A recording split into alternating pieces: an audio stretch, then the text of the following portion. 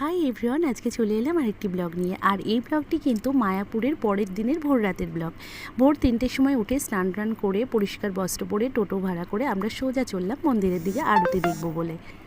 মিষ্টিকে নিয়ে আসিনি, মিষ্টির শরীরটা অতটা ভালো না, আর ভোরবেলা ঠান্ডা ঠান্ডা ভাব, সেই জন্য কুয়াশা পড়ছে।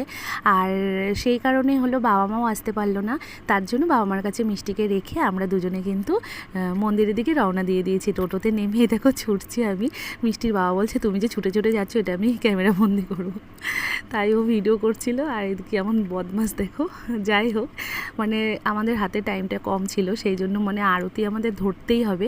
আমি এই ভোরের আরতিটা দেখবো বলে জানো না বন্ধুরা, সারা রাত কিন্তু সেইভাবে আমার ঘুমও হয়নি, বারবার ঘুম ভেঙে যাচ্ছে যে কতক্ষণে ভোর হবে আর আমি গুছিয়ে মন্দিরে যাব। আর এই দেখো আরতির শেষের পরে, ভোরের আরতির শেষের পরে আমরা মন্দিরের চারিদিকটা ঘুরে ঘুরে দেখছিলাম। মানে ভোরবেলাটা এত ভালো লাগছিল যে ঘুরে ঘুরে দেখতে দেখতে দেখো আস্তে আস্তে সকালও হয়ে গেছে।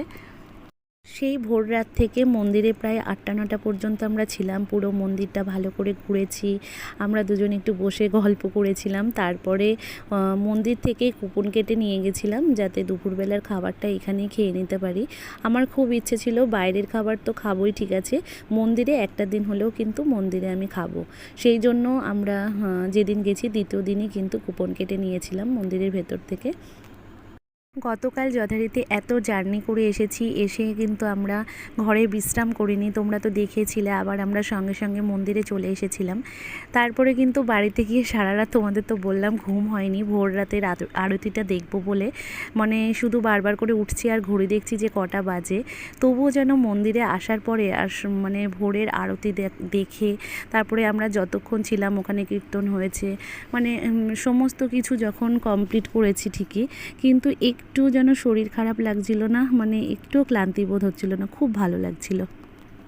যেখানে আরতি হয় সেই মন্দিরের সামনে ফুলগুলো দেখো কত সুন্দর লাগছে। যাই হোক, অনেকক্ষণ ঘুরেছি, ঘুরে টুরে মন্দির থেকে বেরিয়ে পড়েছি আমরা।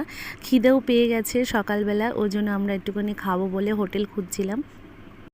তারপরে আমরা একটা ভালো হোটেল পেয়ে গেলাম, সেখানে গিয়ে দেখো রুটি আর তরকারি নিয়ে নিয়েছি খাবো বলে। আর ওদের জন্য আমরা প্যাকিং করে নিয়েছি, ওরা ঘুম থেকে উঠে যাতে টিফিনটা পেয়ে যায়। খেতে কিন্তু বেশ ভালো ছিল, রুটিগুলো এত সফট আর তরকারিটাও খুবই সুন্দর। ব্লগটি এখানেই শেষ করলাম।